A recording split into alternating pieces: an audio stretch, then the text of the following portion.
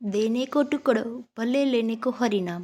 જેમનો જીવન મંત્ર હતો તે જલારામની કૃપાથી આજે પણ વીરપુર જલારામના પ્રસાદીનો લાભ હજાર શ્રદ્ધાળુઓ લે છે. તો શહેર અને ગ્રામ્ય વિસ્તારોમાં આવેલા જલારામના મંદિરે પ્રસાદીનું આયોજન કરવામાં આવે છે. પોરબંદરના જલારામ મંદિરે હાલ શિયાળાની ઋતુને લઈ લીલા શાકભાજીના મનોરથનું આયોજન કરવામાં આવ્યું હતું. જલારામ બાપાને 100 કિલો શાકભાજીનો ભોગ ધરવામાં આવ્યો હતો. પોરબંદરના એસટી રોડ પર આવેલા સંત શિરોમણી જલારામ બાપાના નવા મંદિરે દરેક તહેવારની ઉજવણી ભક્તિભાવ સાથે કરવામાં આવે છે. જય જલારામ સર્વ ભક્તજનોને.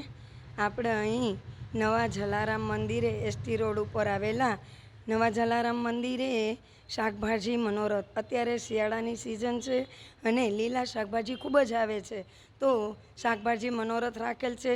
દરેક પ્રસંગે ને અનુરૂપ જલારામ મંદિરે દરેક ઉત્સવોને ઉજવવામાં આવે છે.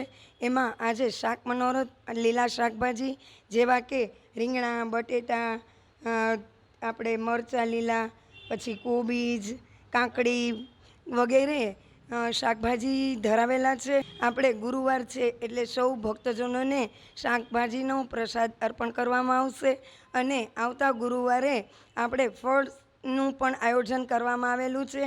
એ ફ્રૂટ્સ મનોરથમાં પણ સર્વે ભાગીદાર બનશો. જય જલારામ સર્વે ભક્તોને.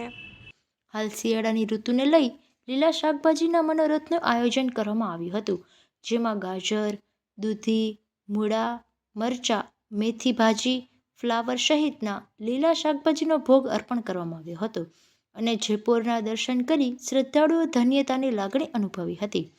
હાલ શિયાળાના સમયમાં લીલા શાકભાજીની મબલખ આવક જોવા મળતી હોય ત્યારે મંદિરના સંચાલકોએ લીલા શાકભાજીના મનોરથનું આયોજન કરવામાં આવ્યું છે. આ શાકભાજીનો ઉપયોગ ગુરુવારે શાકોત્સવમાં લેવામાં આવશે. તે પ્રસાદી સ્વરૂપે શ્રદ્ધાળુઓને આપવામાં આવશે.